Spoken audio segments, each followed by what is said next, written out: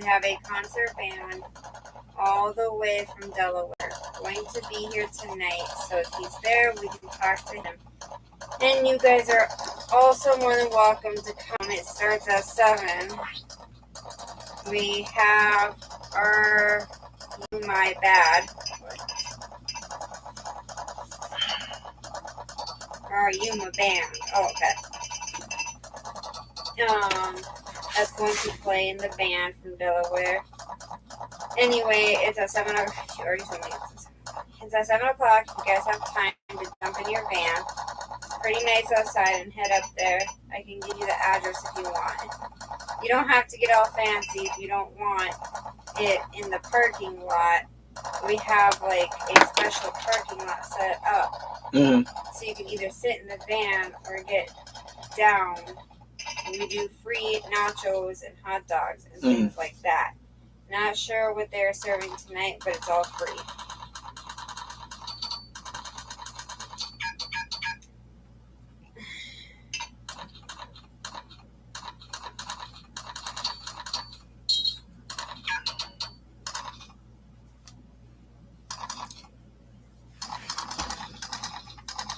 Yeah.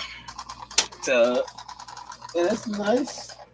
I mean, you know, I would come to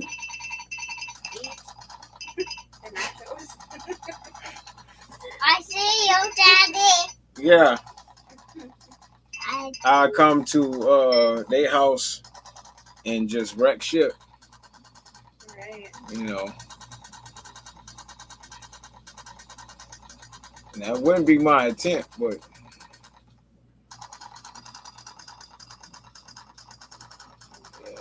let them know, like, hey, unfortunately, you know, you guys didn't know you was in a harlot house, and let you know you're in a harlot house.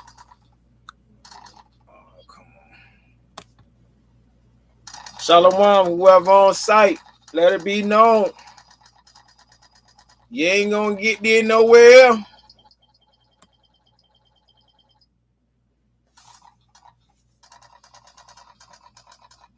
Let's start a little musical.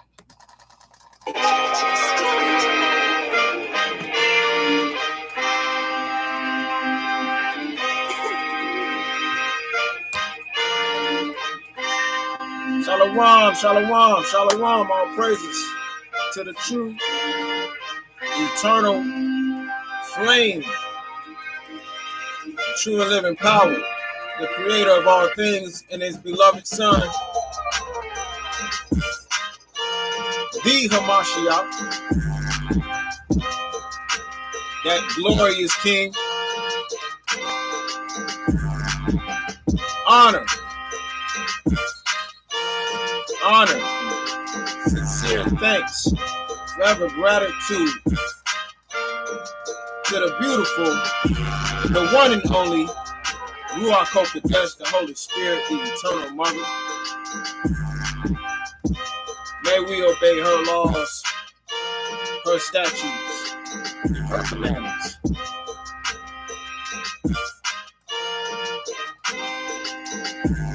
And last but not least, you have the Archangel, that mighty soldier, Mike, who stands for his people.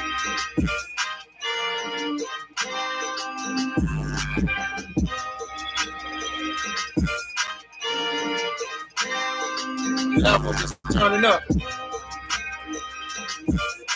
We're about to ascend. Caught the troops on camera, big baby. Caught the celestial family on camera, big baby.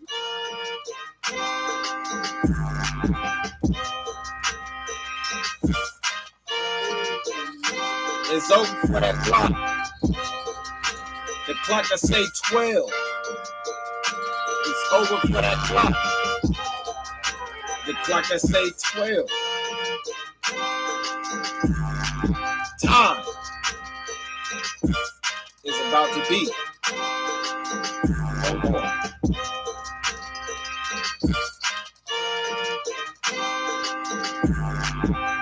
You hear the trumpets?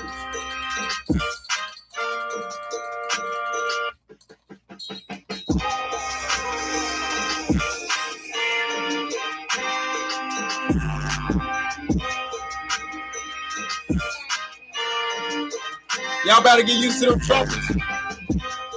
Get used to them trumpets, man. We're gonna hear a whole lot of praising going on in a little bit here. A whole lot of celebrating, gyrating, screaming, rejoicing. They can smell it.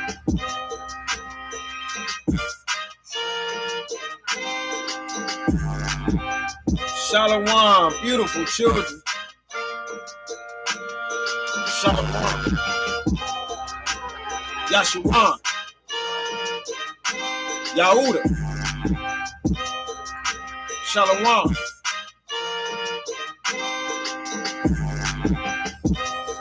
Let's get that praise up. Let's get that praise up.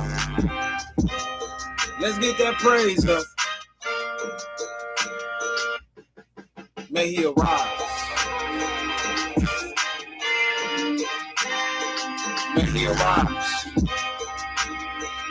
Up.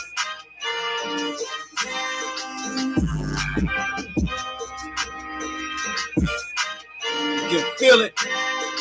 It's all in the atmosphere.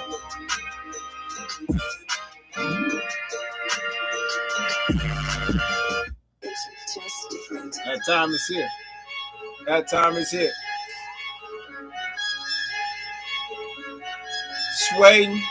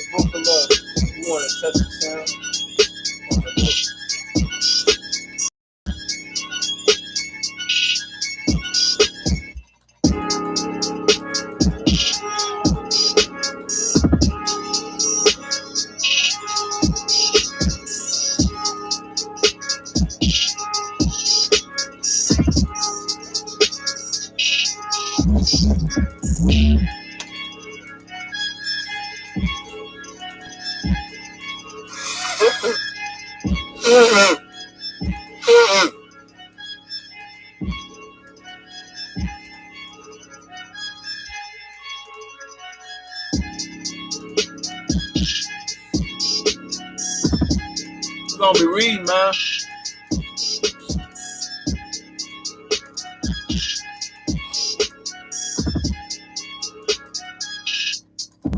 We doing some reading.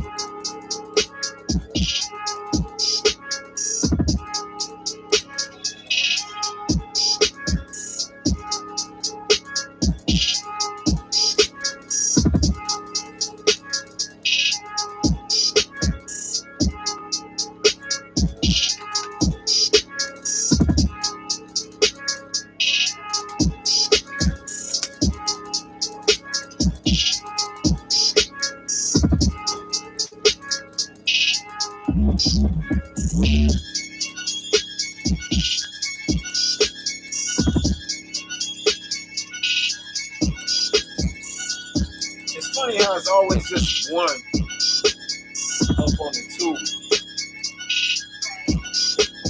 Like, who is that one that's just looking? I know it ain't Lakeisha. I know it ain't my sister Lakeisha, because she would have been said Shalom family.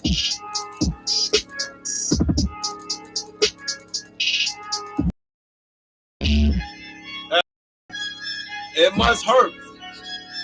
It must hurt to see me and know that you can't stop. You can't stop it. It must hurt. YouTube, Facebook.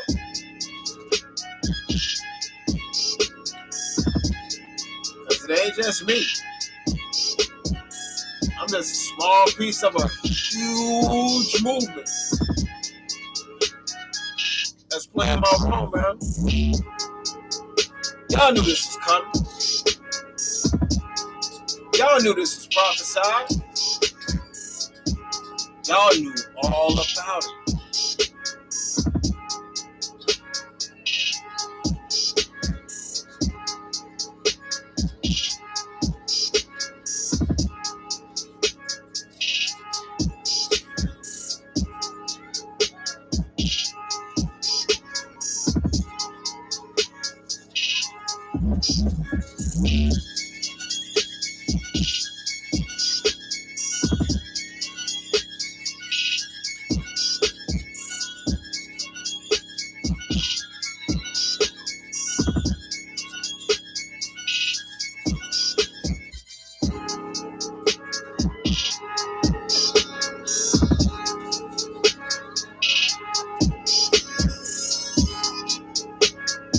Show y'all what I'm dealing with, man. You see these pages? See that? See these pages? You wonder why they look like that? I had to literally cut them open with a scissor, with some scissors.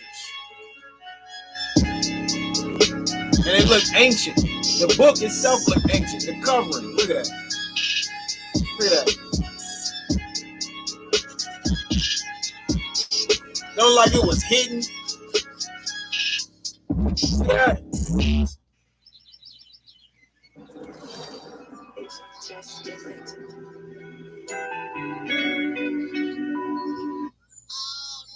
Okay.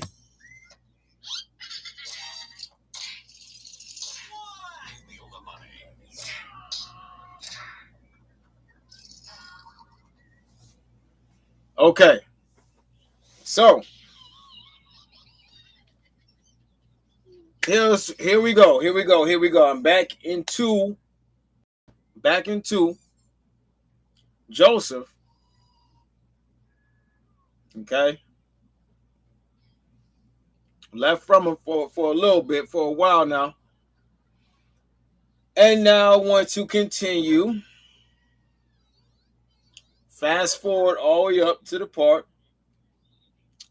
where the second time Israel, Judah, Gad, Reuben, Simeon, all of them, the 12, they are coming up to see. They are coming up to see Joseph. Okay? It's the second time. The first time, what transpired with that is Simeon got held captive. Simeon got held captive by Joseph and his army.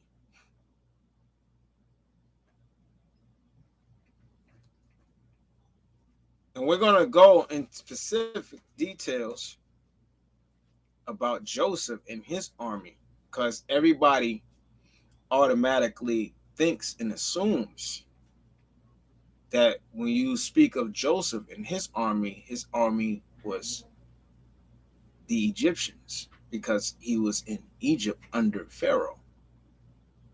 That couldn't have been further from the truth. So we're going to go into this book, and it's going to explain itself. And like I always recommend, so that there is no conflict, please come into your spiritual. Leave everything that is of flesh. Leave it out. Kick it out. Get it up out of here. We only allow the eternal mother who lives inside you, whoever has her. She's not given to everybody. The Ruach HaKodesh, the Holy Spirit, let her take over.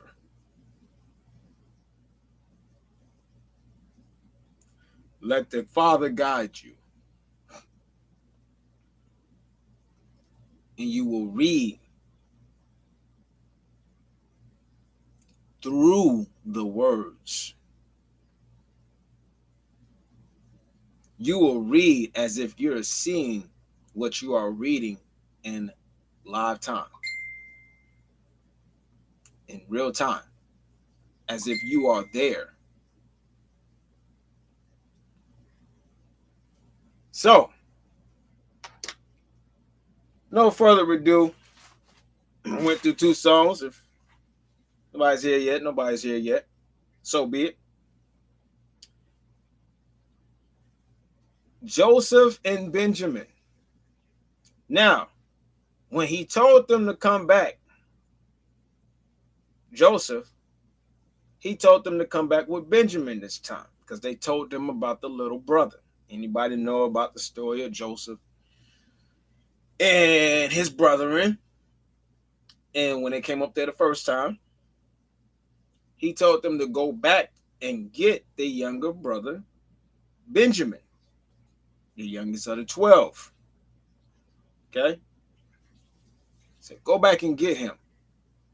I want to see him. Specific reason for that. Why he told them to do that. And so they bring back Judah, bring back Benjamin, second time. And before Judah leaves with Benjamin, when he came back to his father Jacob, Jacob told him,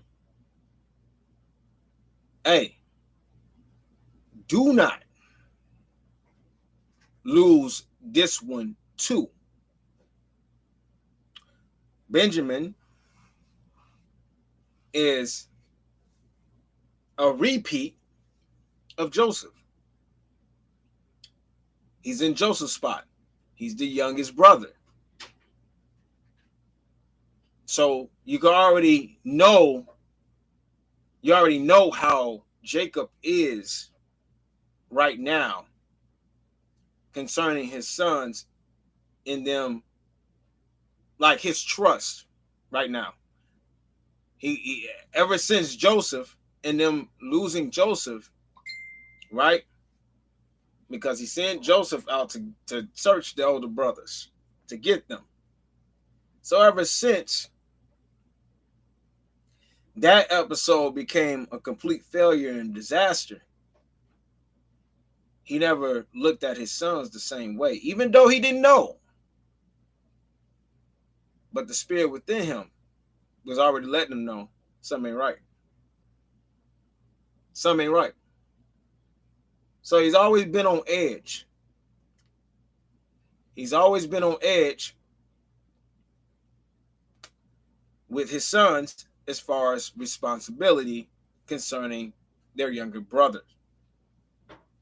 So you can only imagine where he is at pertaining to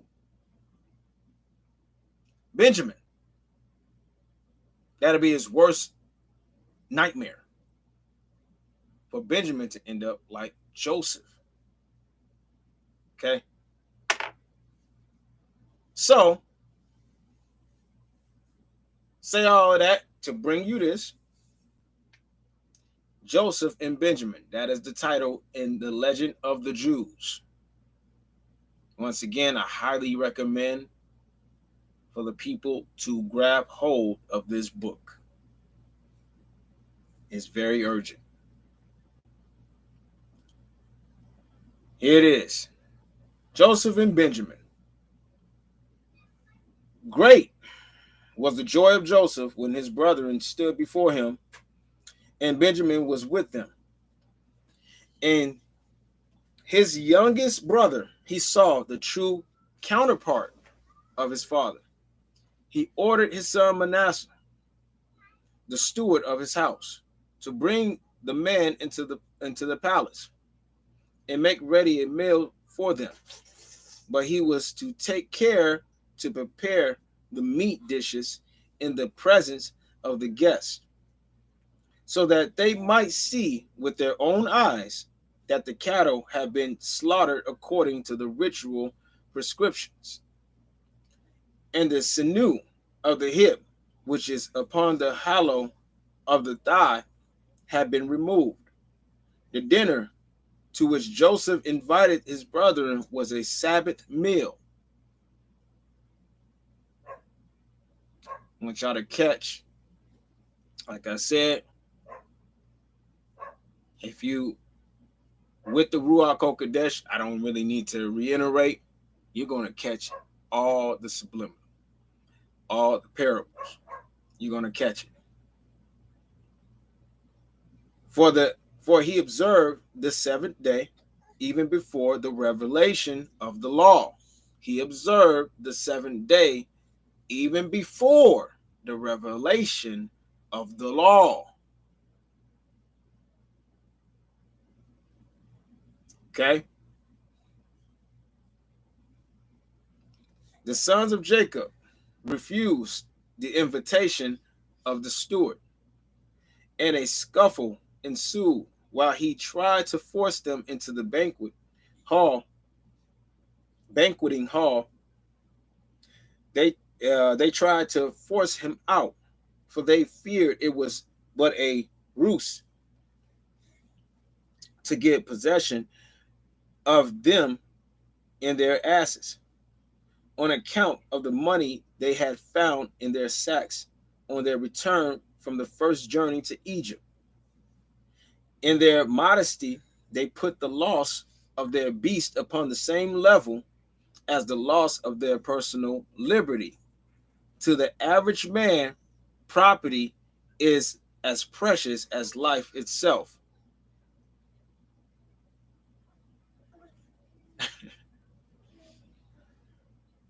What is this world? Let me step back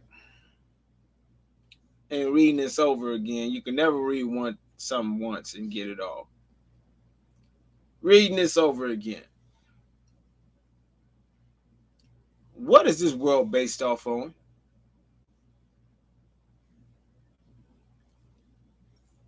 How are you looked at or looked upon in this time, in this world, when you don't have money, when you don't have your own house, when you don't have your own car or cars, when you don't have the finer thing, the latest clothing, when you don't have these assets, aren't you considered a scrub, a loser, a bum?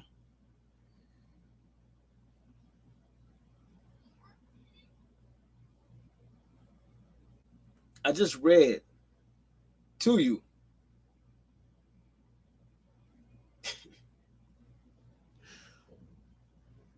who thought like that.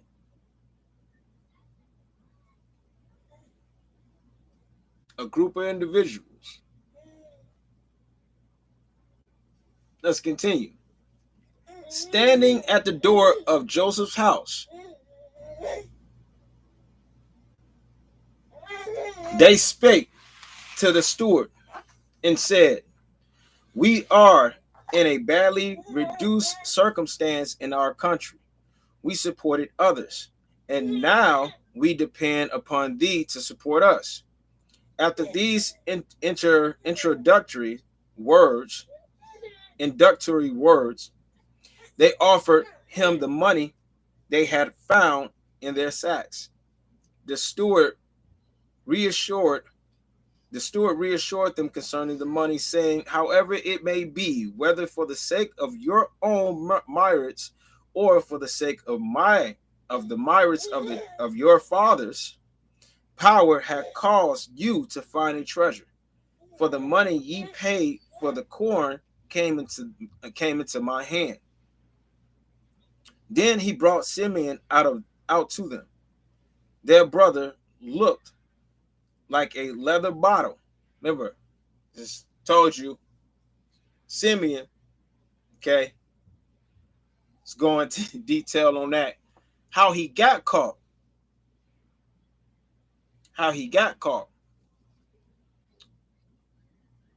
Okay.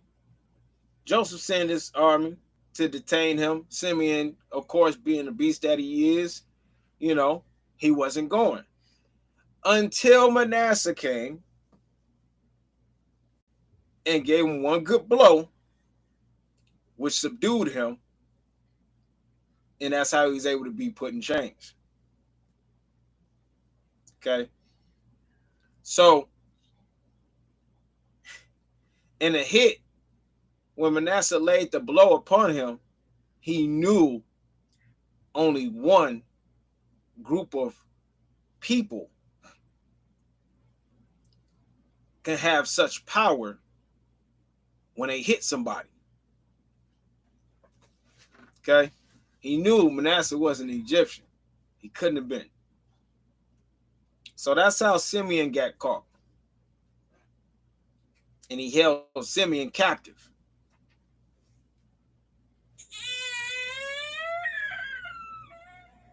And it says this. Then he brought Simeon out to them. Their brother looked like a leather bottle, so fat and rotten had he grown during his sojourn in Egypt. He told his brother in what kind of treatment had been accorded unto him.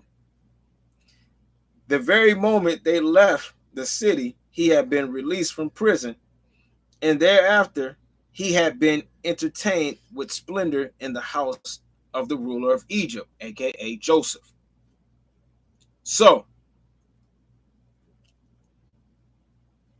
another quick fact to highlight. Simeon was leading the charge. Simeon was leading the charge on killing Joseph. That's what Simeon wanted to do. He wanted to kill his baby brother. And Joseph, the mercy that he showed his brother is like the mercy that we all read about in the Bible. Y'all put the pieces together. Because nobody can do that. Nobody we know of. Nobody we heard of. His brethren tried to kill him. Simeon. And that's the one he showed unbelievable mercy to. He got fat under Joseph's care.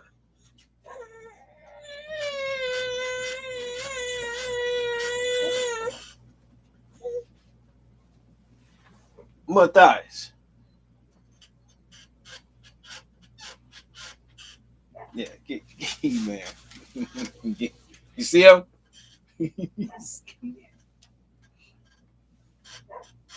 Hey, He-Man. Let me read.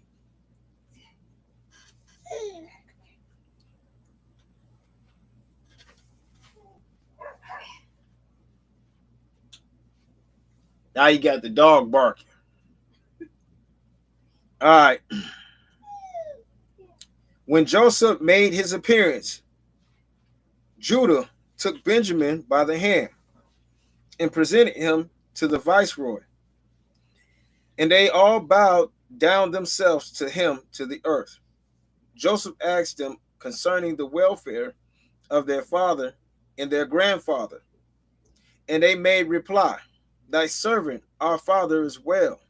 He is yet alive. And Joseph knew from their words that his grandfather Isaac was no more. He had died at the time when Joseph was released from prison. And the joy of power in the liberation of Joseph was overcast by his sorrow for Isaac. Then Judah handed his father's letter to Joseph, who was so moved at seeing the well-known handwriting that he had to retire to his chamber and weep. When he came back, he summoned Benjamin to approach close to him, and he laid his hand upon his youngest brother's head, and blessed him with the words, Power be gracious unto thee, my son. His father had once mentioned the children which power had graciously given thy servant. And as Benjamin was not among the children thus spoken of, for he was born later, Joseph compensated him by blessing him with the grace of power. The table was set in 3 divisions, for Joseph, for his brethren, and for the Egyptians. Now, I want y'all to pay very close attention and see this through the spiritual. See this through the eyes of power. And you will see where they got that story with Jesus Christ and the 12 disciples and the Last Supper from.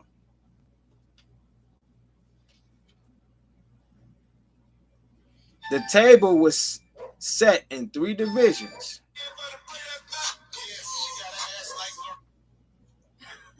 What the hell? Facebook. Stupid videos.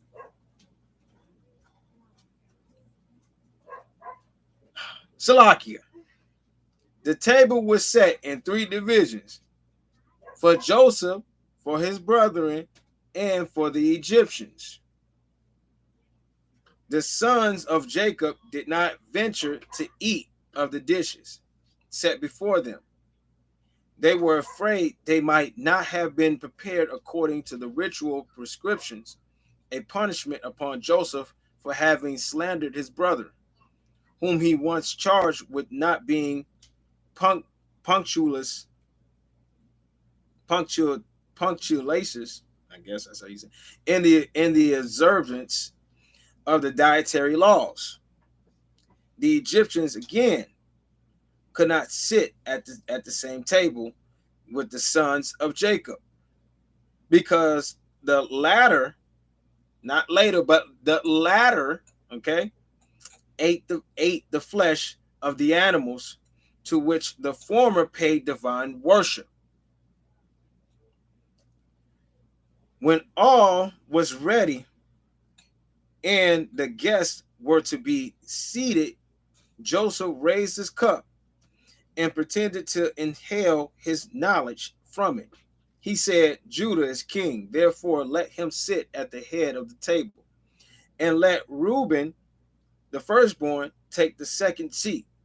And thus he assigned places to all his brethren corresponding to the dignity in their age. Moreover, he seated the brothers together who were the sons of the same mother.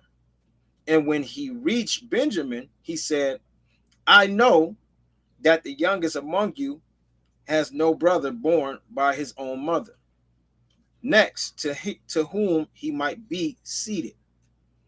And also I have none, therefore he may take his place next to me. Why? Because Rachel already passed. The brethren marveled one with another at at all this. During the meal, Joseph took his portion and gave it to Benjamin, and his wife Asenath followed his example, and also Ephraim and Manasseh, so that Benjamin had 4 portions in addition to that which he had received like the other sons of Jacob. Wine was served at the meal, and it was the first time in 22 years that Joseph and his brethren tasted of it. I pay close attention. Pay close attention.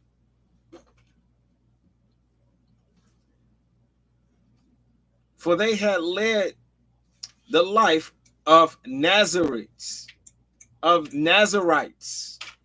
Nazareth, Jesus Christ of Nazareth.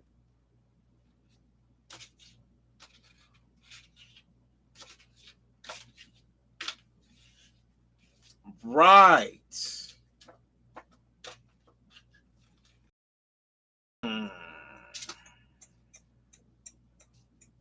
Let's continue. His brethren, because they regretted the evil they had done to Joseph, and Joseph, because he grieved over the fate of his father. Joseph entered into conversation with his brother Benjamin. He asked him whether he had a brother born by his own mother, and Benjamin answered, I have one, but I do not know what had become of him. Joseph continued his question. Hast thou a wife? Benjamin, yes, I have a wife and 10 sons. Joseph, and what are their names? Benjamin, Bela, Bechar, and Ashbel, Jerah, and Naaman, Ehi, and Rosh, Mupim, and Hupim, Hupim and Mupim, and Ard. Joseph, why doest thou give them such peculiar names? This is what Joseph asked or replied with after Benjamin gave him those names, right? Of his children, of his 10 sons, to be exact. Benjamin replying, saying, in memory of my brother and his sufferings. Now he's going to break down the meaning of the names. Bela, because my brother disappeared among the peoples. Bechar, he was the firstborn son of my mother. Ashbel, he was taken away from my father. Gera, he dwells a stranger in a strange land. Naaman, he was exceedingly lovely. Ehi, he was my only brother by my father and my mother together. Rosh, he was at the head of his brethren. He was at the head of his brethren. Rosh, he was at the head of his brethren. The mighty one of Jacob, the Holy One of the 12, blessed be he. He was at the head of his brethren.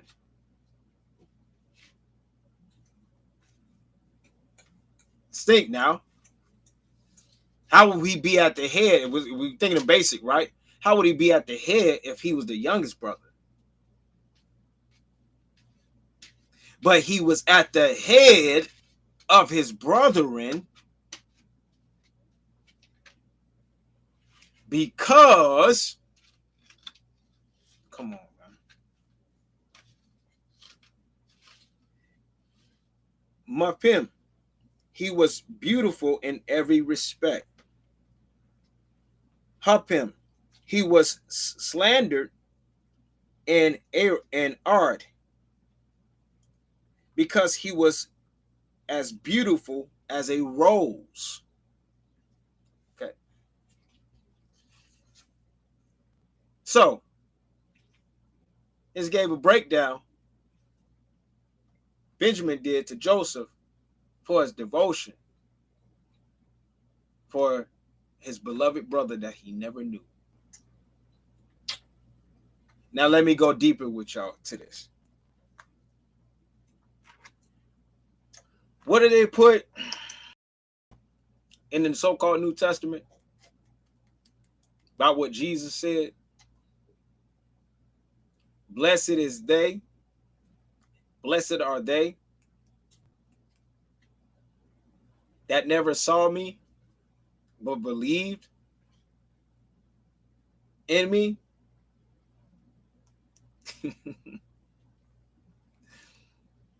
Benjamin, being youth, being the youngest, believed in his brother. He honored him. That is honoring, is what he just broke down. He was honoring his brother, the head of the brethren. He was honoring him.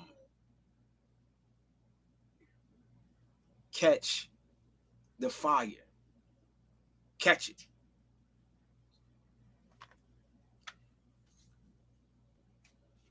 Get ready for this. Get ready for what's coming next. Joseph ordered his magic astrolabe.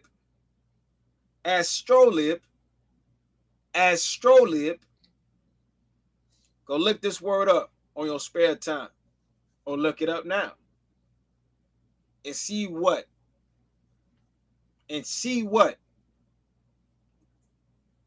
Google tells you what astrolabe means. Go check it out. To be brought to him, whereby he knew all things that happen. This is why they demonize magic and glorify science. Everything is science, scientifical.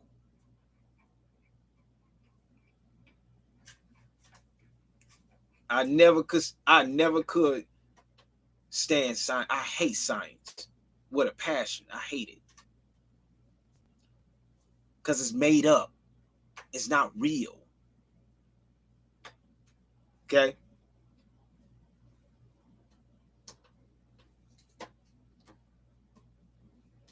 Whatever they try to make seem not real, like the song that popped in my head that just came to mind is, do you believe in magic?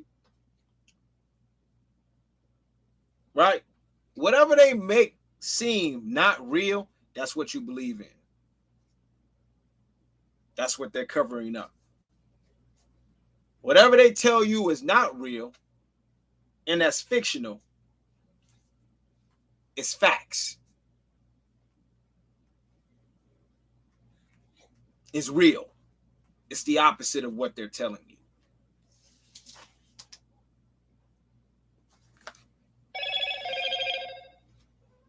Okay, buddy. Okay. You're strong. And so, let me continue. He says this to Benjamin. I have heard that the Hebrews are acquainted with all wisdom. But doest thou know aught of this? Talking about the astrolabe. Do you know about this? Benjamin answered, thy servant also is skilled in all wisdom. Why is this? Which my father had taught me.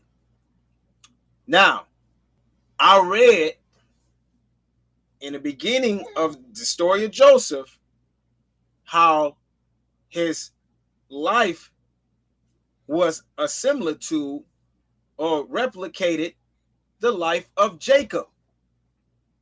And Jacob taught him the secret teachings of Shem.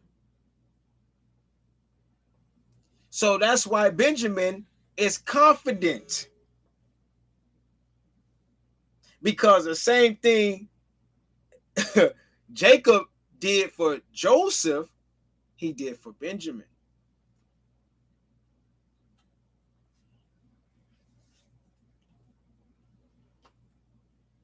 Thy servant, he says, also is skilled in all wisdom, which my father had taught me.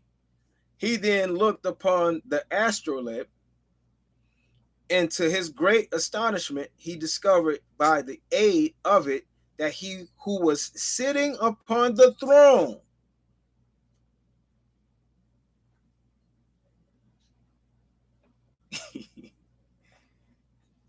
look up the word astrolabe.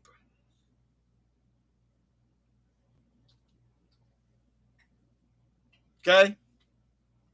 I'm going to tell you what it is, but I want y'all to look it up for yourself.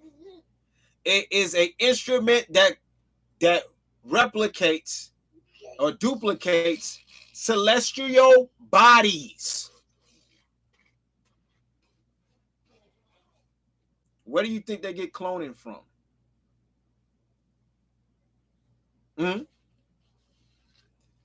It duplicates celestial bodies. That's what it creates. This instrument that was in the hands of no other but Joseph.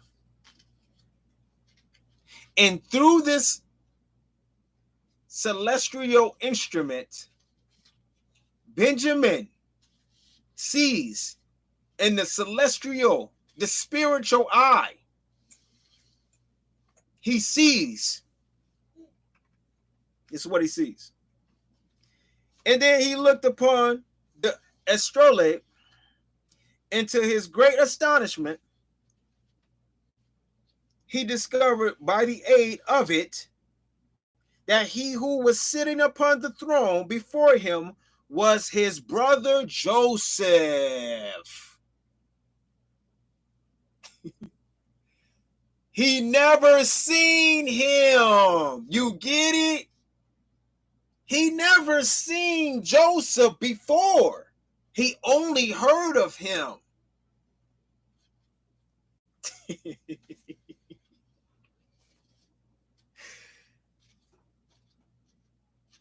Come on, man. Sister in the house. Oh, I see my sister Lakeisha. I don't know who that other person is spying on me on the tube. My sister in the house. Cloning. I told you, sis. Cloning. My beloved sister shared with me today, Mr. MB333. The video he shared today about those celestial bodies walking on the clouds.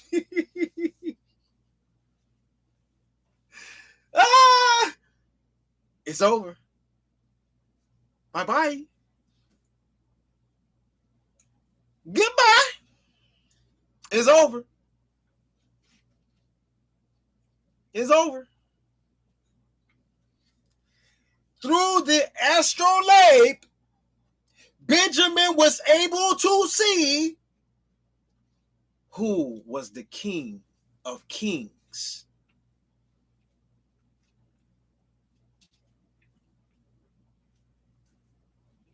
Sitting upon the throne before him was his brother Joseph. Noticing Benjamin's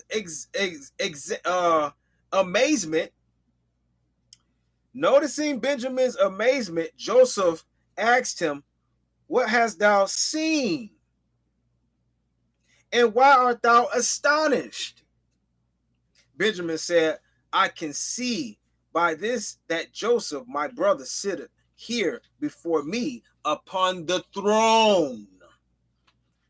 Catch. the metaphor catch. It's right, that part. Catch the metaphor, catch the similitude.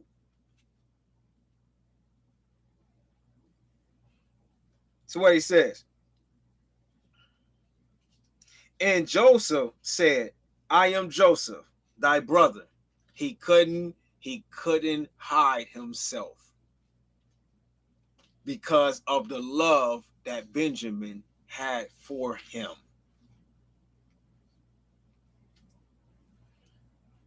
Reveal not the thing unto your brethren. Reveal not the thing unto your brethren. And another reason why he saw Joseph is because they have the same mother. Would hit you on the head and make you think who and what was Rachel? Who and what was Rachel?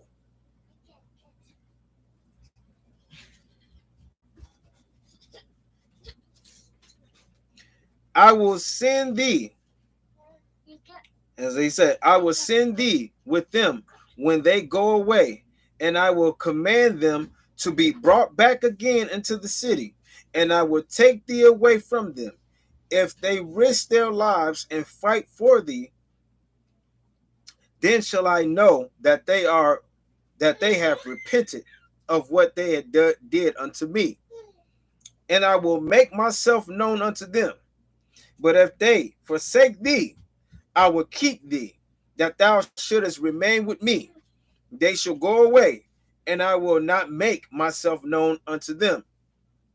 Then Joseph inquired of Benjamin what his brethren had told their father after they had sold him into slavery. And he had heard the story of the coat dipped in the blood of a kid goat, of a kid of the goats. Yes, brother, spoke Joseph. When they had stripped me of my coat, they handed me over to the Ishmaelites, who tied an apron around my waist, scourged me, and bade me run off. Now, if you are hearing the words that I am reading unto you, what happened? What's the slavery story? What transpired?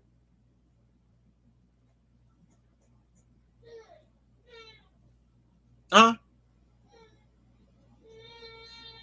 did Yahudah get back over to these lands?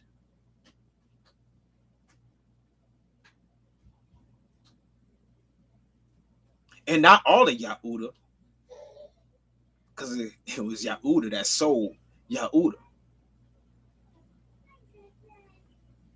If you're hearing what I'm reading to you right now, the same thing happened all over again. The Ishmaelites sold us.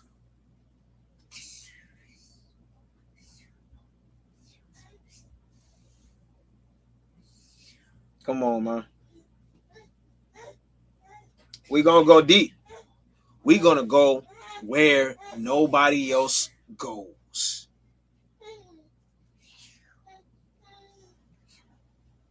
He says this, but a lion attacked the one that beat me and killed him, and his companions were alarmed, and they sold me to the other people. Dismissed by Joseph with kind words, his brethren started on their homeward journey as soon as the morning was light, for it is a good rule to leave a city after sunrise and enter a city before sundown. Besides, Joseph had a specific reason for not letting his brethren depart from the city during the night. He feared an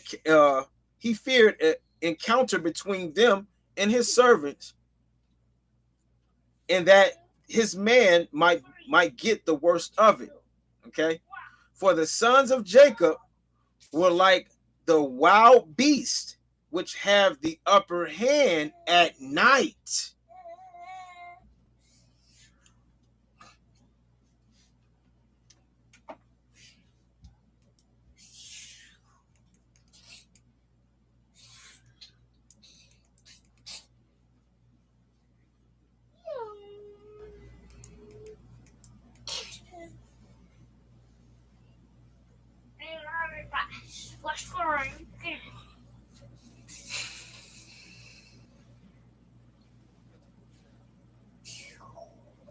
Why did Joshua needed to make the sun stay up?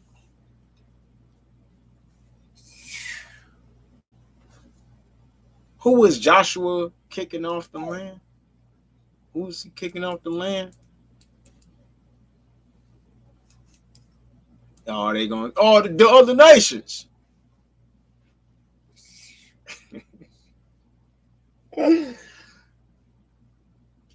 That's a whole nother ball game.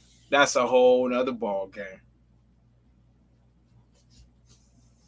That I definitely know that people don't want to go into.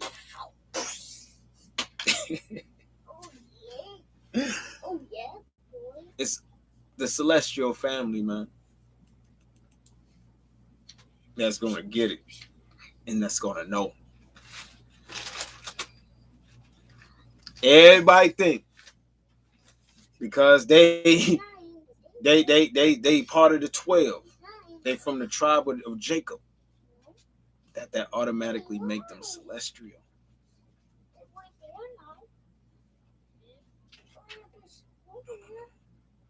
No, my friend.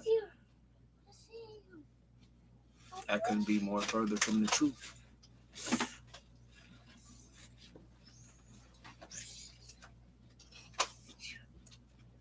Right here, the thief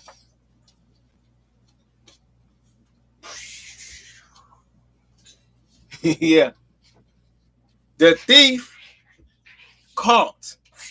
The thief caught.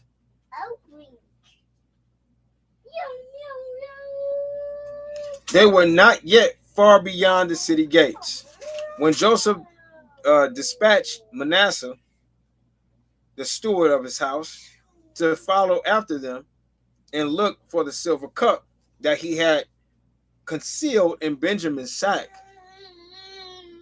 He knew his brethren well. He did not venture to let them get too far from the city before he should attempt to force their return. He hoped that the nearness of the city would intimidate them and make them heed his commands. Manasseh therefore received the order to bring them to a halt by mild speech if he could, or by rough speech if he must, and carry them back to the city. He acted according to his instructions.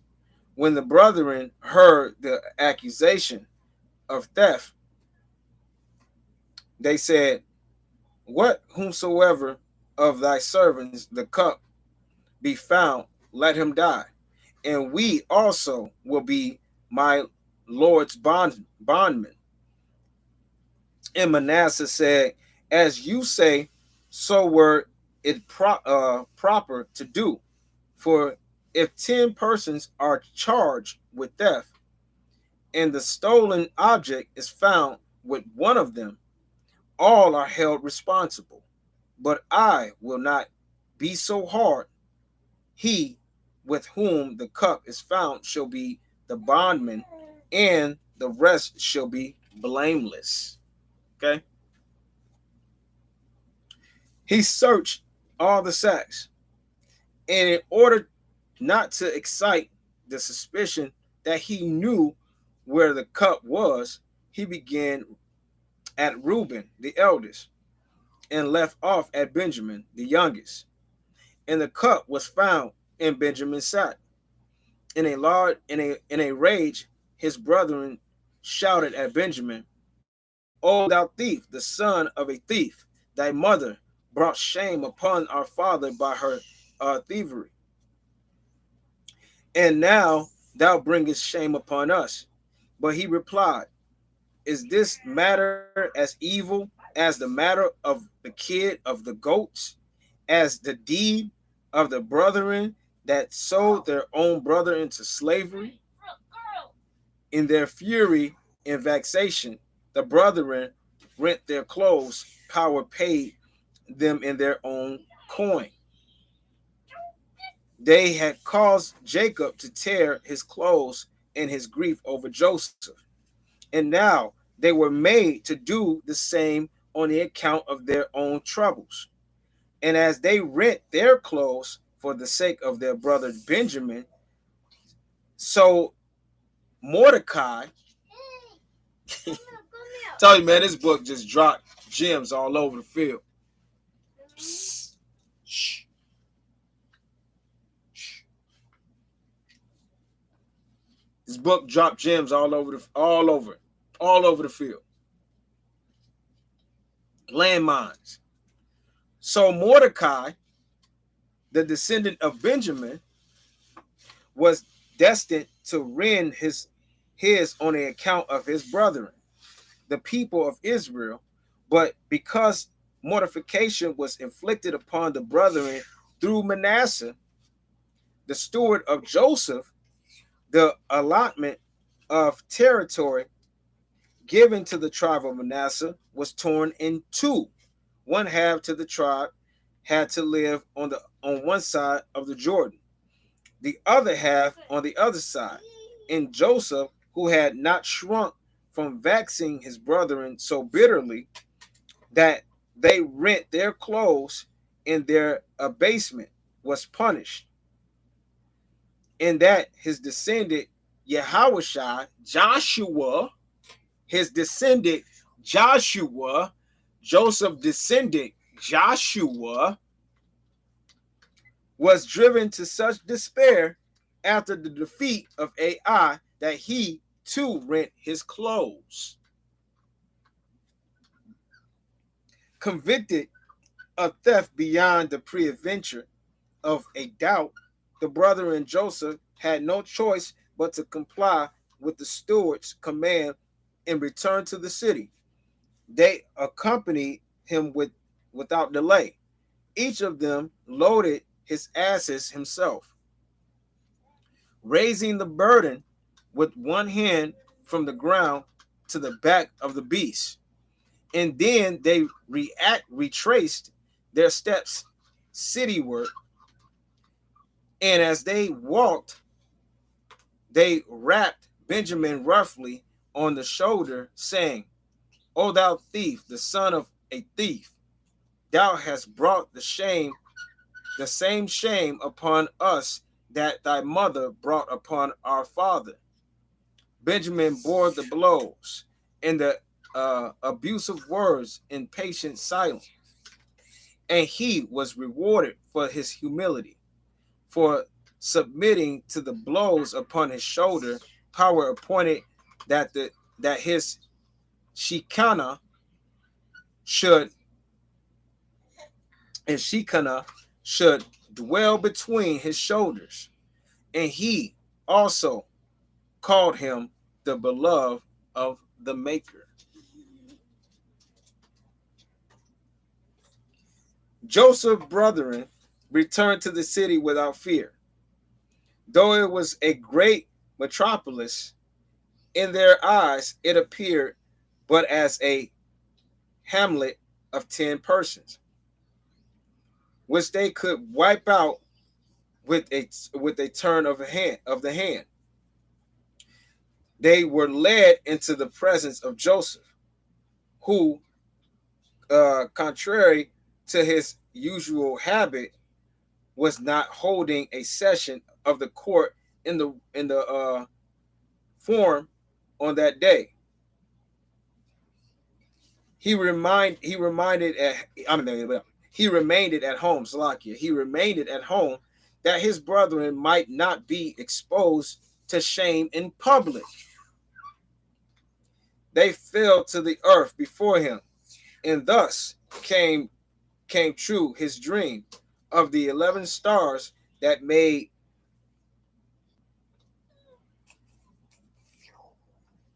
obeisance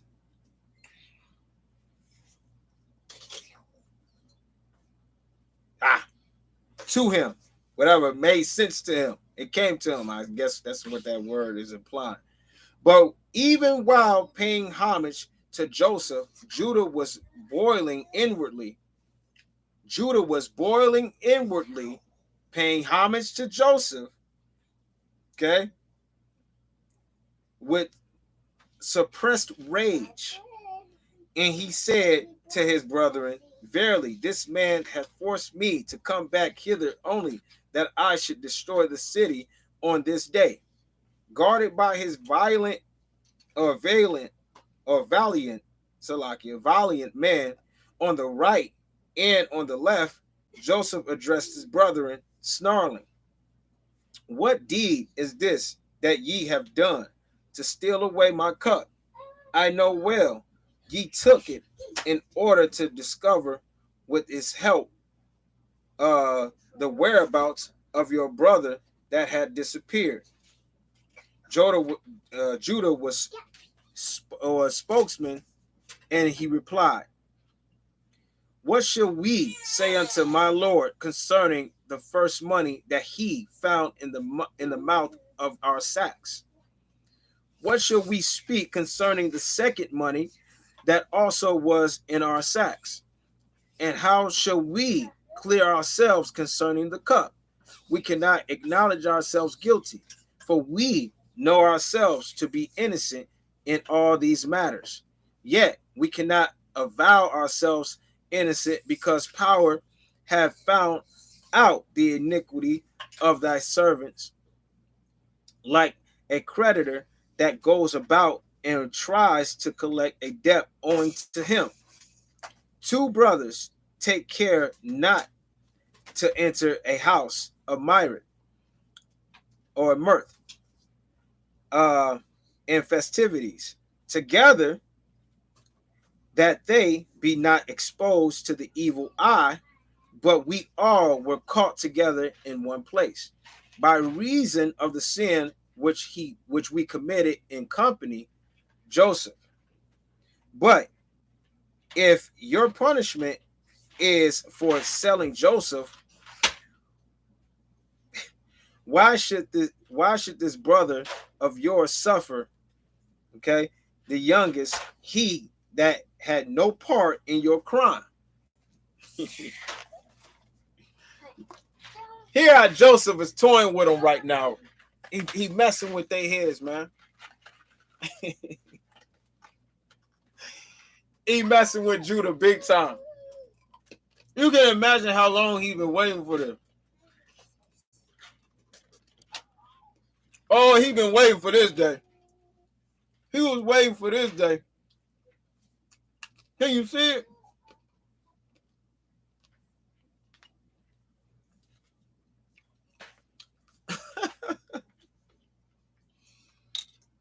He was waiting to throw this in his face. He was waiting.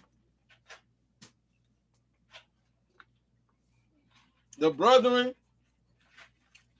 that sold their brother, he was waiting.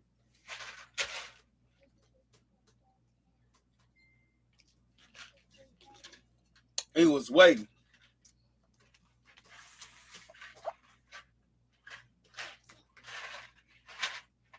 Then he says this.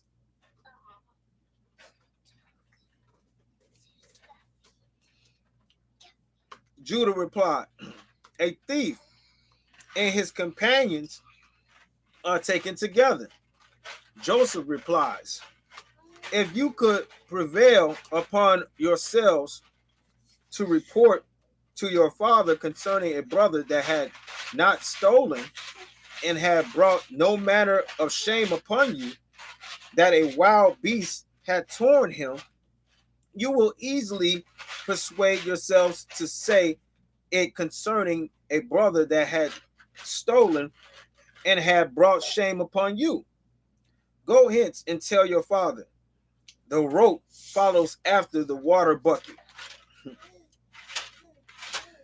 But continue Joseph, shaking his purple mantle, power forbid that I should accuse you all of theft. Only the youth that stole the cup in order to divine his brother's whereabouts shall remain with me as my bondman. Don't worry about me. But as for you, get you up in peace unto your father. The Holy Spirit called out, great peace have they which love thy law. The brethren all consisted to yield Benjamin to the ruler of Egypt. Only Judah demurred and cried out, now it is all over with peace. And he prepared to use force if needed be to rescue Benjamin from slavery.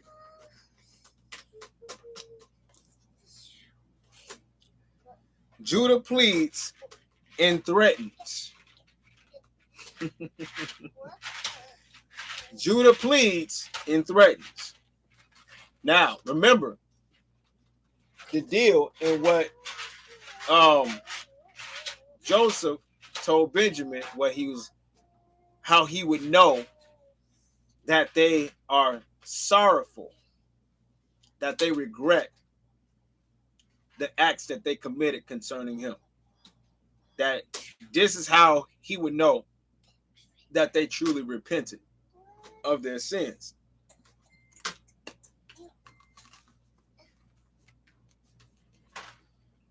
Hey, whoa. Can you hit this light? About to turn down and shave. It's light in the AC can be turned off. It's cold in here now. Yeah. Oh. You hit the AC? Thank you. Okay.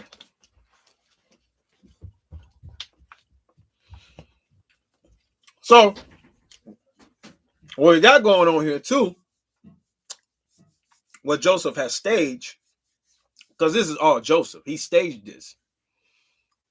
He staged court. That's why the Holy Spirit came. That's why the Holy Spirit came and said what you just said. Because Joseph staged court and held his brethren in court.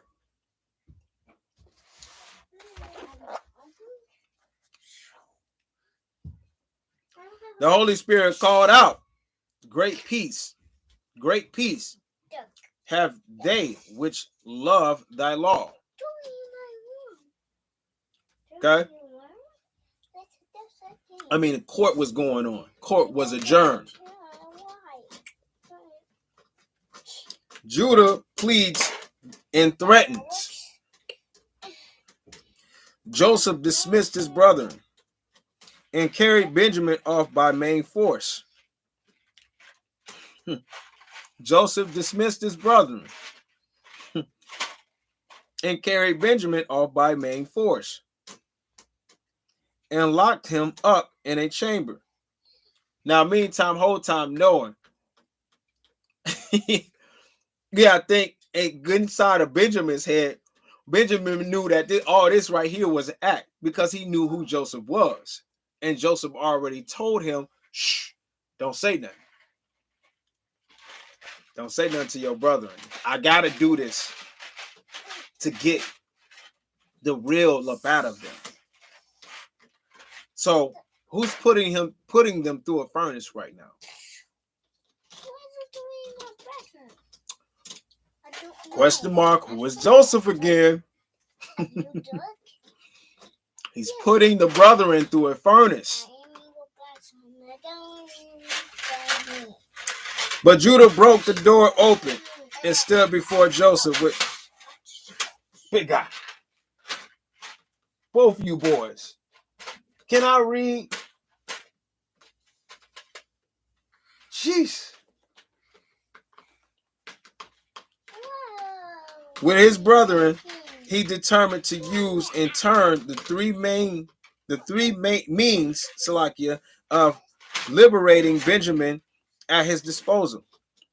He was prepared to convince Joseph by argument or move him by entreaties or resort to force in order to accomplish his end. Now, I told you, Judah wasn't going for a specific reason. He could not show his face to Jacob coming back once again without the little brother.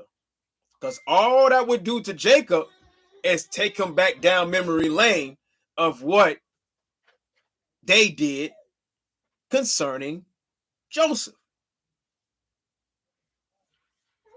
And guess who know all of this? Joseph. So he's putting them through the furnace. Give me my box. Yeah, I know. He's making all type of noise with it. Yeah. Like it's a tambourine. All right. You were doing that.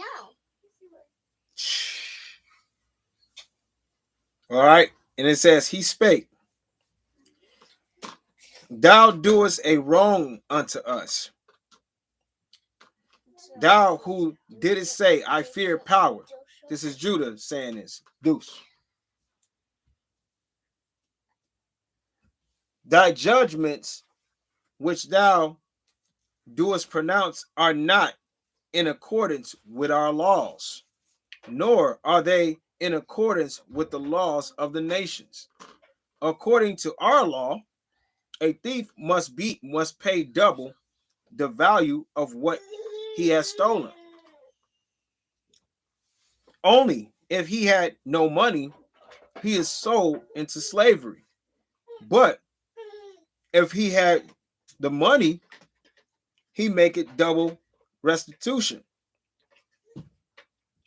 And according to the law of the nations, the thief is deprived of all his own, of all he owns. Now, who he is not saying according to the law to? He's saying according to the law of the nations. Is he saying according to the law of the Most High? Hear carefully and hear diligently. Is he saying according to the laws of power? Or is he saying according to the laws of nations, aka man? Get it? And this is why he get done in like this. According to the law of the nations, the thief is deprived of all he owns.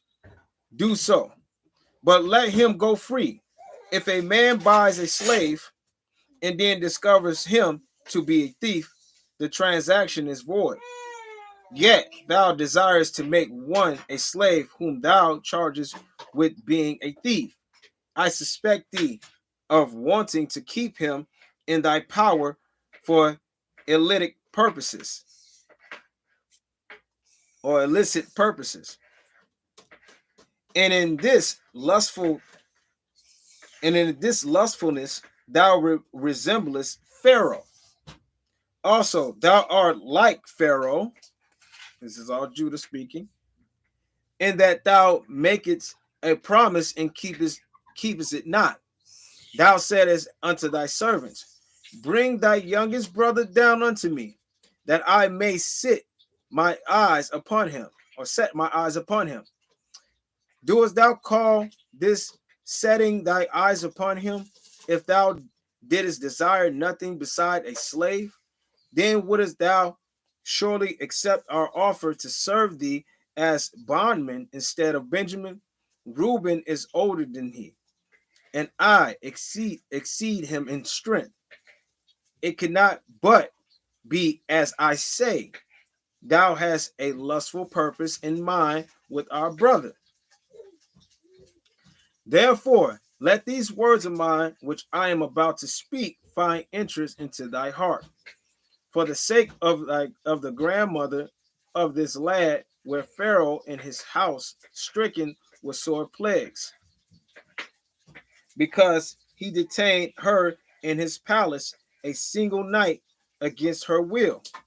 His mother died a premature death, but reason of a curse which his father uttered in consideration or inconsiderate haste. Take heed then that this man's curse strike thee not and slay thee. Two of us destroyed the whole of a city on the account of one woman. How much more would we do it for the sake of a man, and that man the beloved of the Maker, in whose allotment it is appointed that power shall dwell.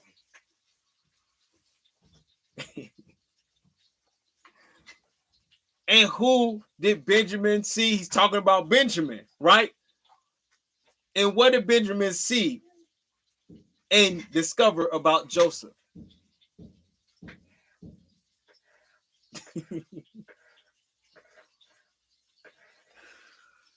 So you can see Joseph just looking back and just, yeah, right. You're right. Yeah, you're right. Continue to talk. Yeah, you're right. Sure. He's just letting them go. Not because he don't know. So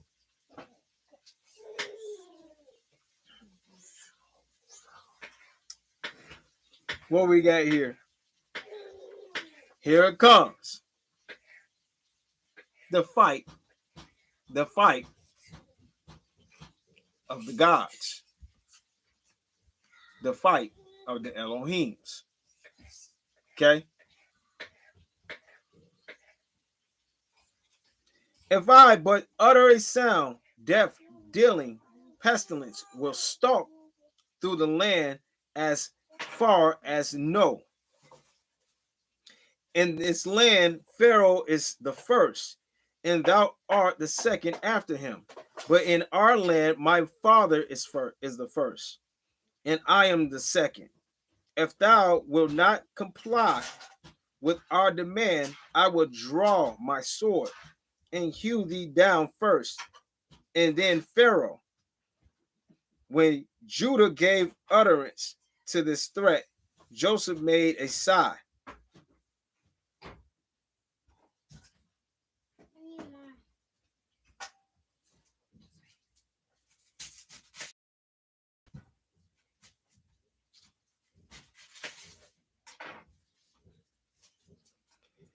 And Manasseh stamped his foot on the ground,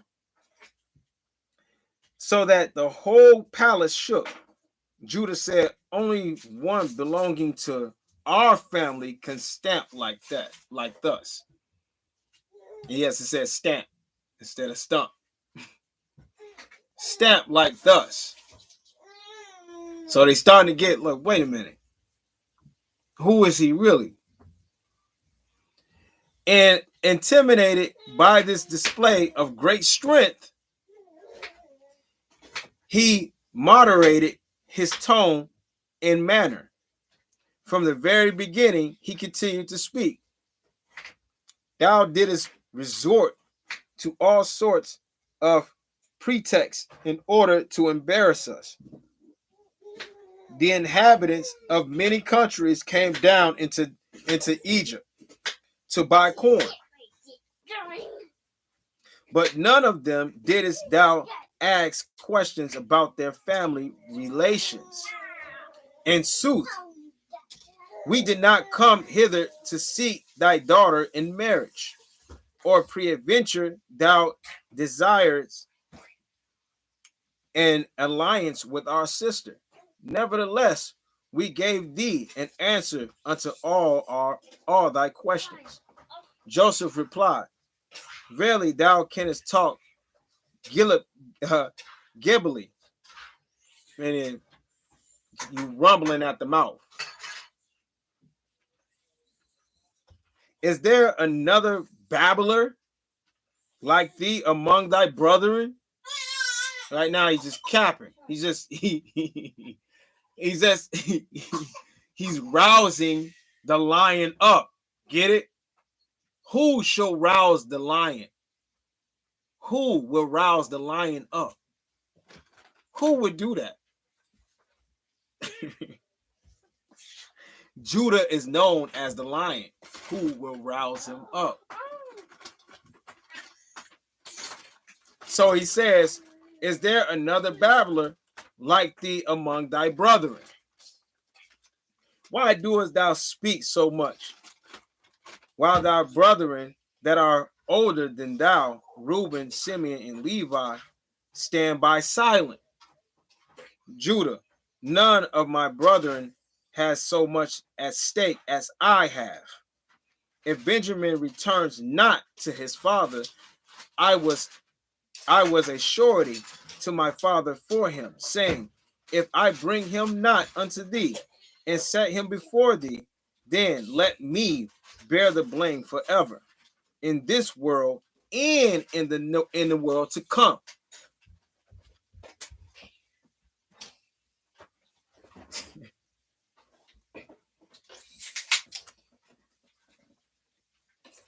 The other brethren withheld themselves intentionally from taking part in the dispute between Judah and Joseph, saying, kings are carrying on a dispute. Kings are carrying on a dispute. Kings are carrying on a dispute.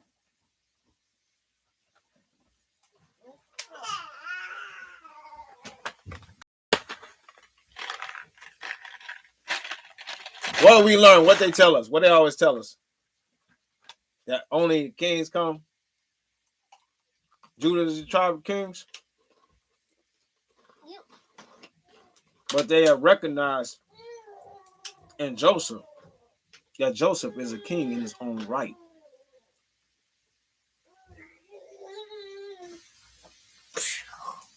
Joseph was given the title of kingship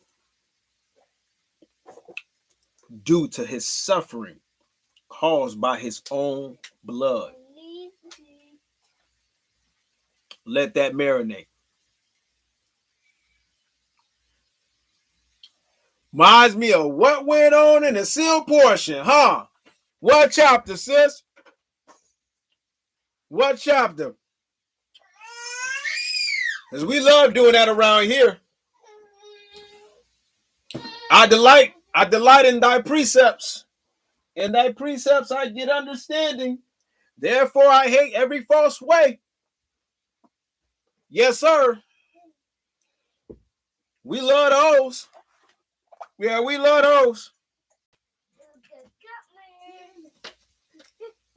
The other brothers held themselves intentionally from taking part in the dispute between Judah and Joseph, saying, kings are carrying on a dispute, and it is not seemly for us to interfere between them. Even the angels, even the angels, please get that, family. Even the angels descended from heaven to earth to be spectators. Now we all know the angel job, right? What angels do. What did angels do for power? They his eyes, right? They jot down. They jotting down what I'm doing right now. They jotting down what you're doing right now. They report everything back to the Father. They report it to the king. The king report it to the Father. That's how it goes. So you got the angels being spectators of the combat between Joseph, the bull, and Judah, the lion.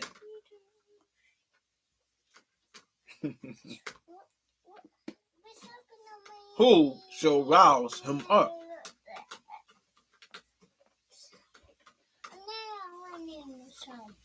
Joseph the bull and Judah the lion.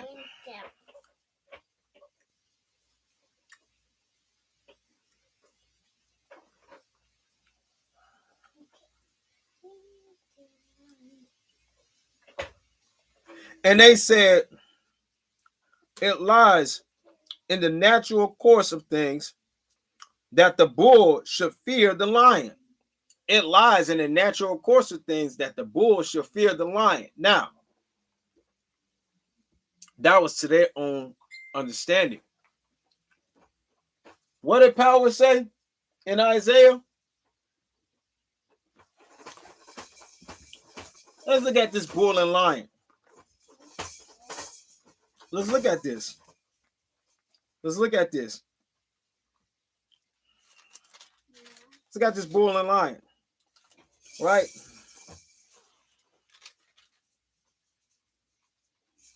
Isaiah 65.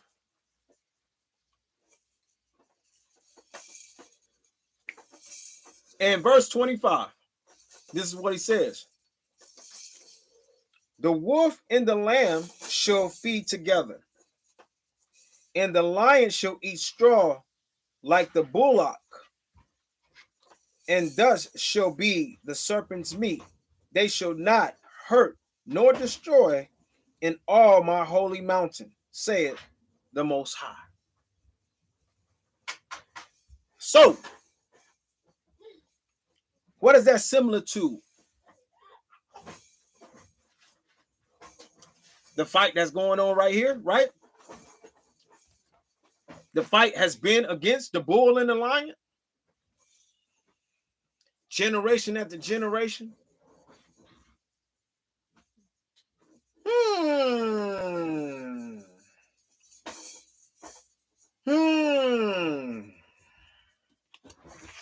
Let's continue. Joseph the bull and Judah the lion. And they said, it lies in the natural course of things that the bull should fear the lion. But here, the two are engaged in equal, furious combat. In reply to Judah, when he explained that his great interest in Benjamin's safety was due to the pledge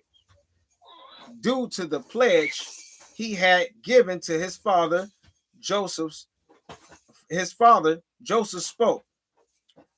Why was thou not a surety for the other brother when ye sold him for 20 pieces of silver? Then thou didst not regard the sorrow thou was inflicting upon thy father, but thou didst say, a wild beast had devoured Joseph, and yet Joseph had done no evil. While this Benjamin has committed theft. Therefore, go up and say unto thy father, the rope had followed after the water bucket. So meantime, whole time, he was trying to tell them something. Giving them a parable. Like the king does. And the brethren never understand it.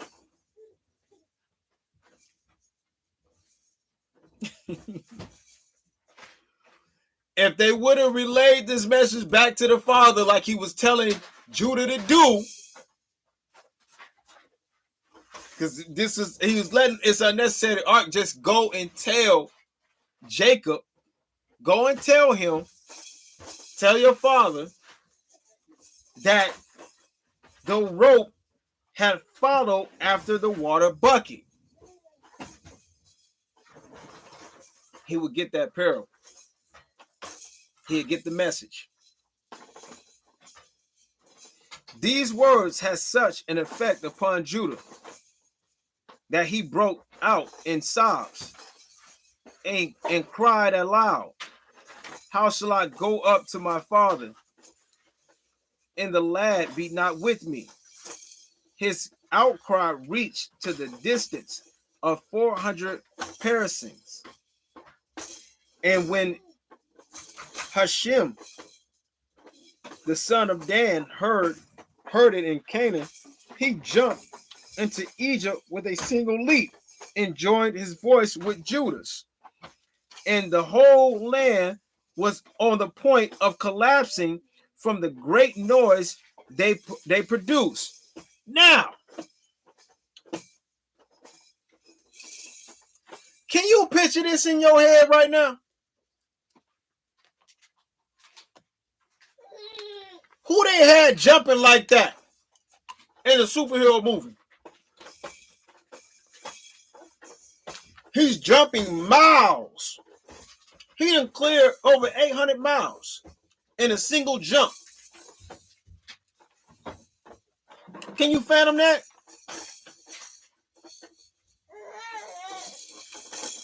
He heard Judah cry. That roar sound familiar. Remember who Dan is? Dan is a lion too. That roar sound familiar. That sound like my brother. Is he in trouble? Man, let me go check that out. Boing. Tigger on steroids. Hop all the way to the action and joined them.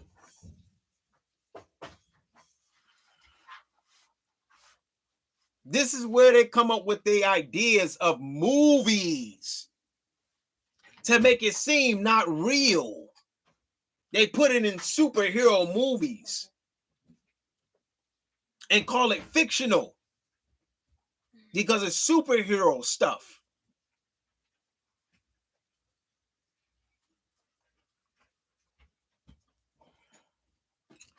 And the whole land was on the point of collapsing from the great noise they produced. Joseph's valiant men lost their teeth in the cities of Pithom and Ramses were destroyed, or Ramesses were destroyed, and they remained in ruins until the Israelites built them up again under taskmasters. Also, Judah's brethren, who had kept quiet up to that moment, fell into a rage and stamped on the ground with their feet until it looked as though deep furrows had been torn in it by a plowshare. And Judah addressed his brethren, "Be brave, demand yourselves as men." Or demean yourselves as men, and let each one of you show his heroism. His heroism. His heroism. It'll come to you, sis. I'm not even worried about it. I know you hit me up when you find it. See what I'm saying? So this is where they get the idea of superhero stuff. These Marvel and DC, Dragon Ball Z type shit. This is where they get it from, man. They want you to believe that this stuff never happened. Seal portion chapter 5, starting at verse 20 to or 21.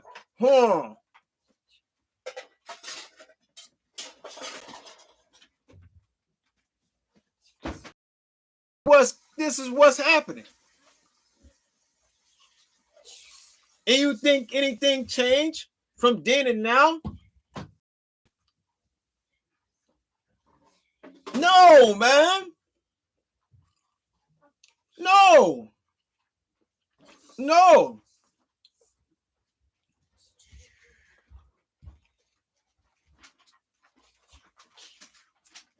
This is a war of gods, of powers,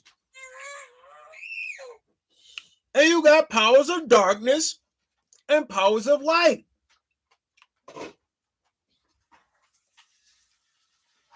Okay?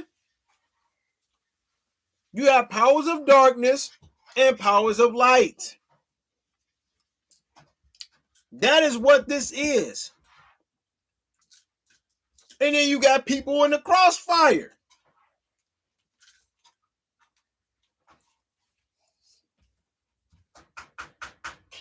Bystanders.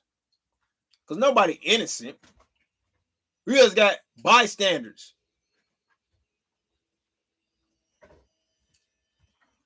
Only a child, a baby, is innocent.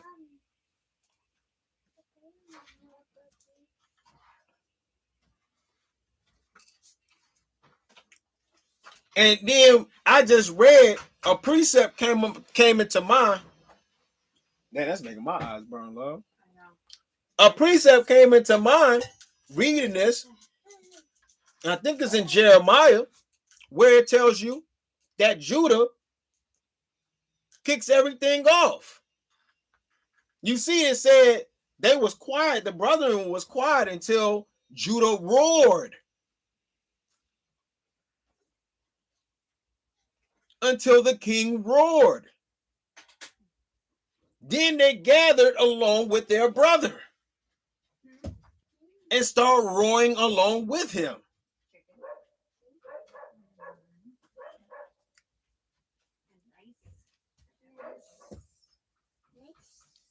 Says, then they resolved to destroy Mesmarim, the city of Egypt. And Judah said, I will raise my voice and with it destroy Egypt. Reuben, I will raise my arm and crush it out of existence. Simeon, I will raise my hand and lay waste its palaces. Levi, I will draw my sword and slay the inhabitants of Egypt. Issachar, I will make the land like unto Sodom. Zebulun, like unto Gomorrah or Gomorrah, will I render it. Dan, I will reduce it to a desert.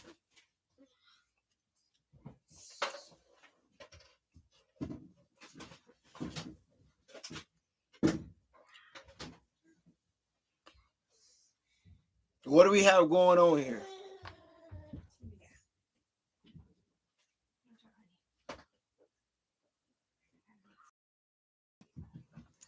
Each tribe in itself represents a nation.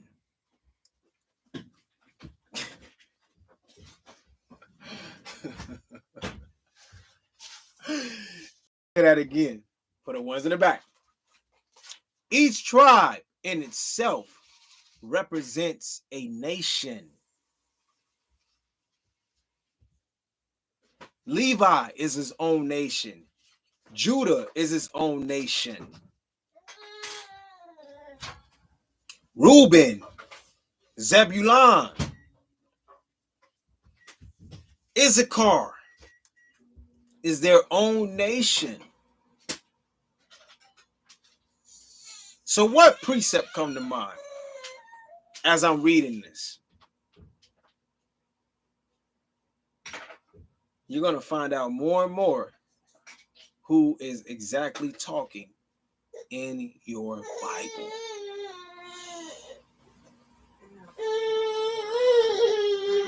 Hey. Yeah. I'm cooking as fast as I can. He who stands for food.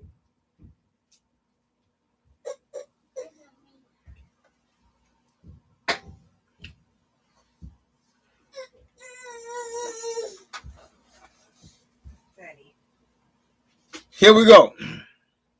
Then Judah's towering rage began to show signs of breaking out. His right eye shed tears of blood. The hair above his heart grew so stiff that it pierced and rent the 5 garments in which he was clothed. picture what I am reading. What did he say about his brethren? The wild beast. What is he transforming into? What am I reading?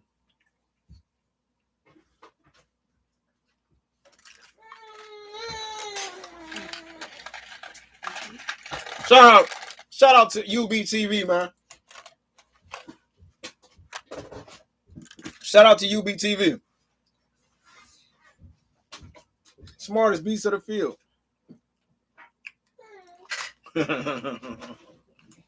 Check out those series, man. UBTV. Check that out. Put it all together, put it all together. Put it all together. Put it all together. You might see what that power do. Put it all together. You gonna know when he turn it loose. Put it all together. You might see Adam angels fly. Put it all together. You might witness a homicide.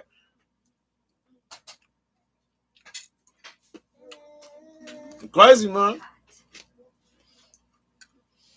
His hair is ripping, growing so long and thick and sharp, is ripping his clothes. And you gotta think, this says 5 layers of it, of his garment. 5 of them.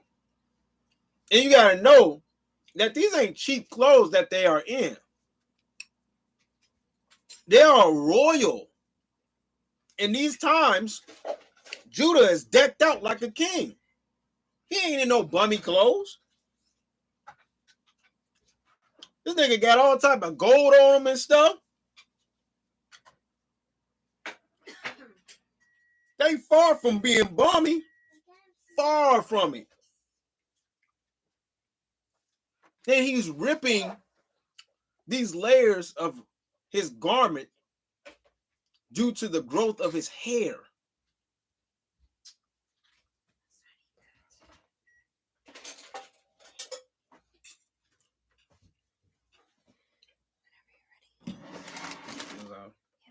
You can see him turn. What I'm seeing right now is him turning into a damn lion, a real lion. That's what he's turning into.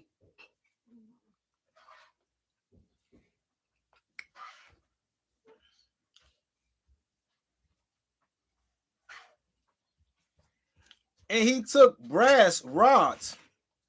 Listen, and he took brass rods. What I just say?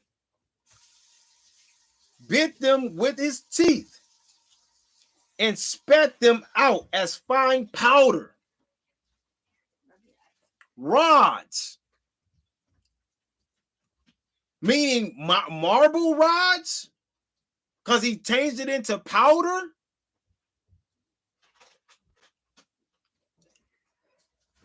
With a bite of his teeth?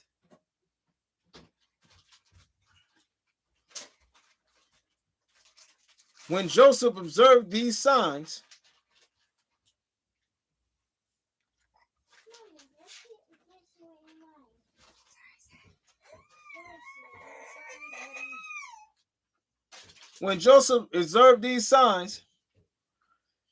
fear befell him.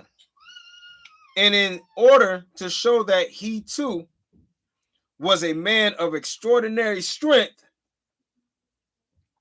he pushed his foot against the marble pedestal upon which he sat, and it broke into splinters. Are you visualizing this scenery right now? You had just Joseph and Manasseh against the brethren.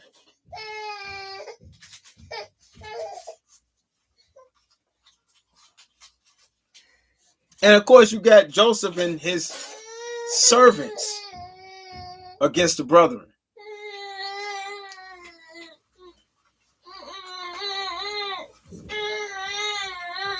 Judah exclaimed, This one is a hero equal to myself.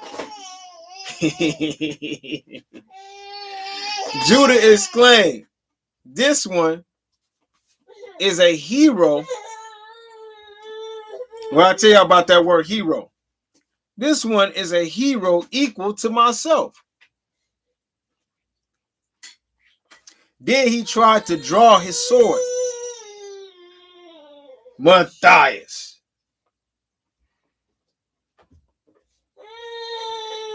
Matthias.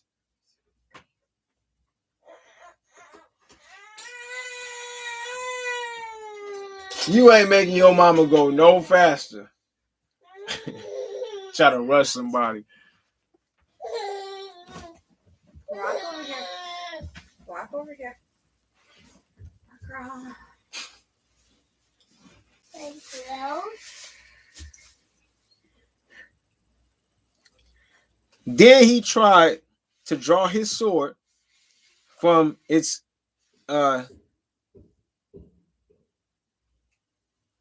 scabbard. I think that's how you say it. I've never seen that word in my life. In order to slay Joseph.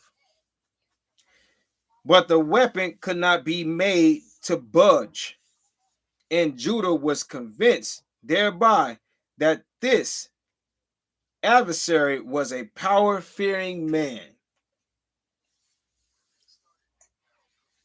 And he addressed himself to the task of begging him to let Benjamin go free. This is why right now, Keisha laughing at him. Bad, naughty boy.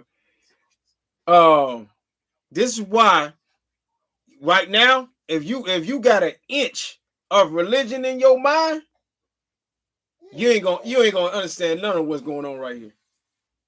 You ain't gonna understand an ounce of it. Not even just a little bit. You ain't gonna understand none of it, Jack. None of it. None of it. Because you got religion in your head. You think you don't, but you do. But you do.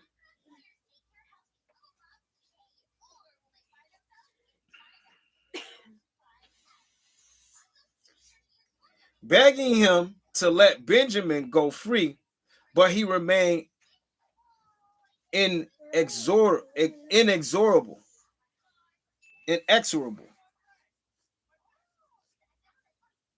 think that's how you say that word too.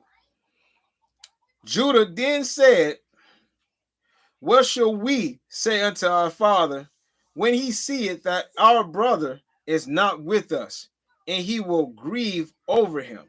Joseph, say that the rope had followed after the water bucket. Stupid.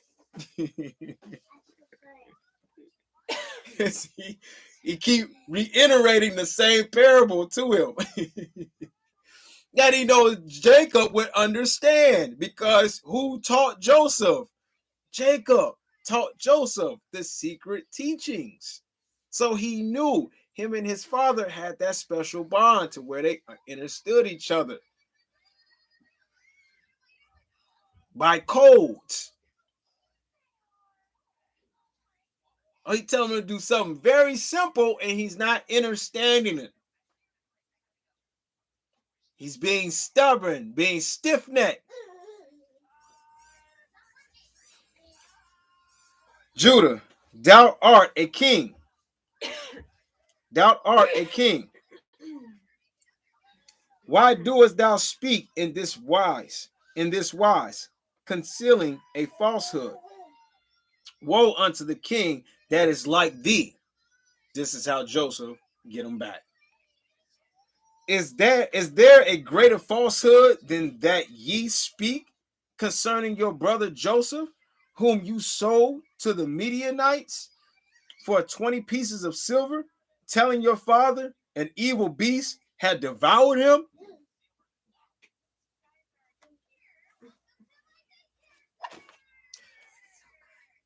So let me put this scene and release it into reality and what transpired. You ready?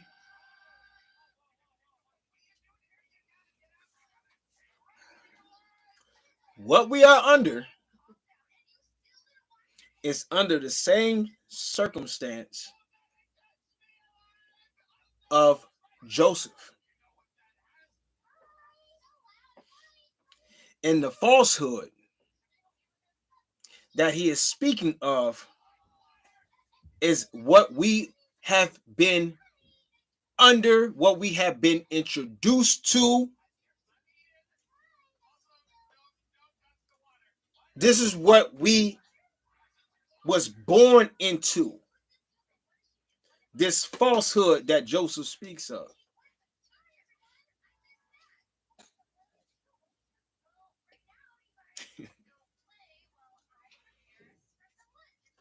If you see it, then you know. If you see it, then you know. Because he says this, trading us to the Midianites, right? Because that's what went on with the natives of this land. Okay, trading the people for little to nothing. Okay, and he said, telling your father an evil beast had devoured him. Right. Telling us, the people, about all these slavery stories. Telling the people how slavery went. And now it's coming to fruition. I'm going to speak with courage. And I'm going to speak with bravery. And I don't care who it may offend. Slavery is not the slavery that you have in mind, that your mind been programmed to believe. It did not happen like that. That's how the brethren projected it into your brain to receive it. Just like how they did their father Jacob. Yeah, a wild beast. And what you see all the so-called, camps, and even the people that's not part of the camps, but they claim to be gods and goddesses, aka black people. What do they say? They all got one thing in common. That white people are the beasts.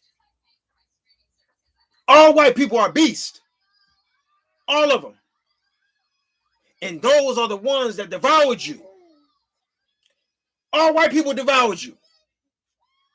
That's who killed your mama. That's who killed your auntie, your grandma, your uncle, your sister, your brother. The white people did that, man. They hung them on the trees and stuff, man.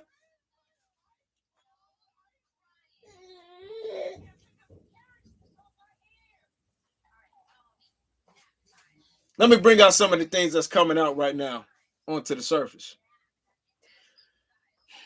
You got brother Dan Galloway. He just did a live about Harriet Tubman and Nat Turner being fictional characters. I wonder why that is.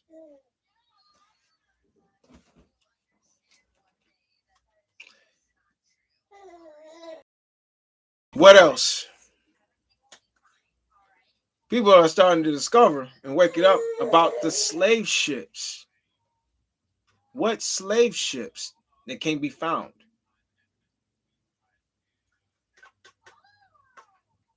They can't be found in no museum. No authentic picture shows up when you look up slave ship. You only see drawings. But yet they can find way before slave ship was even thought of. They got a Viking ship in the museum, but they can't find a slave ship. Huh? They can find a Viking ship, but they can't find a slave ship. You got a Viking ship in a museum, but you don't have a slave ship? And what you gonna say? Huh? You can hear the idiot speaking right now. Because, man, they didn't want to offend the black people. But yet Hollywood produced a slavery movie every year. But they don't want to offend the black people. It's time to start using this, man. You understand? It's time to start using this, man. What's going on right now? Follow Kwame Brown. I recommend that too. Follow Kwame Brown. Follow Kwame Brown, and you will see who are his main enemies.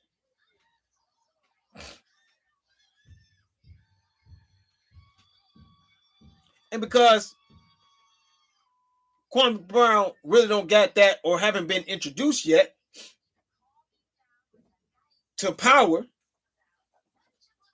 to the almighty power, to the king, yet and still he's being dealt with by the king. In due time, he'll find out, just like everybody else will find out who the king is. He's still using this player, this ex-NBA player, for his will, for his purpose. And the story of Kwame Brown goes that he is being attacked by the black media. What do I mean by the black media? He's being attacked by Chris Broussard, Rob Parker. Those are two black men.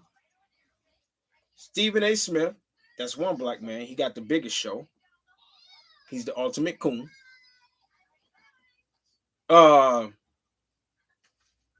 Steven Jackson and Matt Barnes, two other black men. And then you got Sweet Draws, Charlemagne the God, and Soft Boy, DJ Envy.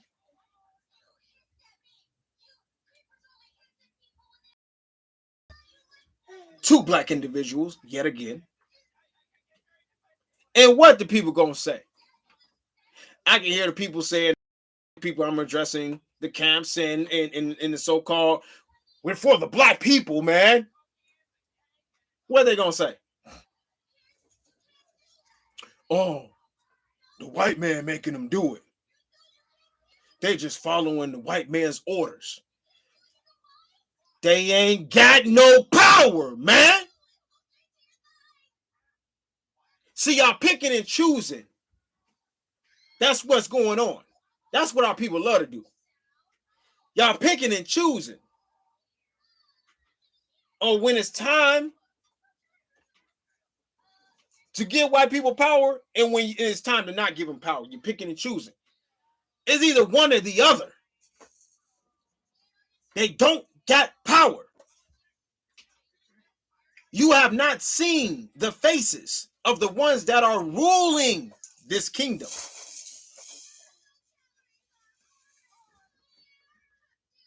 Okay? You haven't seen their faces. This is why the Kwame Brown story is so viral and so big. Because what he is exposing is what is really going on. He is exposing the real war. He is exposing truth.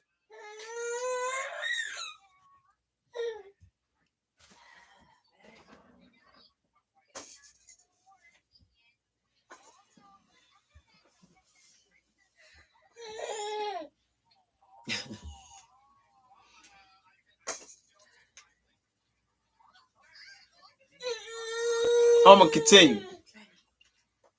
I'm gonna continue on this. I'm gonna mark it.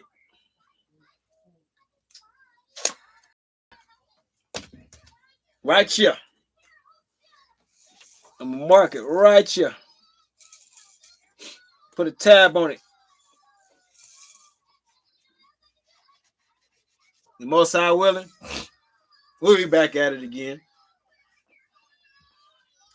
But mark my words.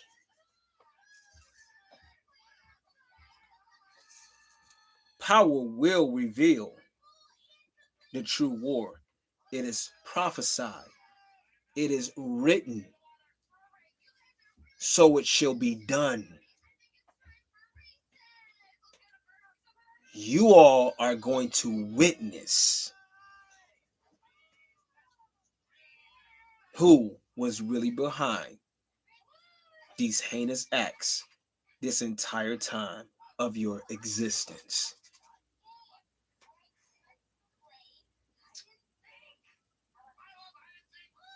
And with this is Brother Nehemiah. This lesson has been edifying. We will continue, Most High willing, True and Living Power willing. We will continue on this matter. Okay? Like I said, reiterate, I hope this lesson was edifying because I know this was a lot to digest. I know it was. Since I'm going to check those out. Sealed portion, chapter 5, starting. I don't know. I'm going to have my wife get into it because that's her spiritualness awakens from this sealed portion book. So, that being said, all praises to the true and living power, to his beloved Son, our dear King, the King of old, and our beautiful mother. Let us honor her and give her her praises. Let's give her her flowers as it is due unto her. The eternal mother, the Holy Spirit, the Ruach HaKodesh. Let's honor the great prince that stands for us, Michael. I love y'all. I love y'all, family. I love you, love you, love you, love you. Let's keep our fires up. Let's keep our fires up and be prepared to burn down. That's why we keep our fires lit. To destroy all that is against righteousness.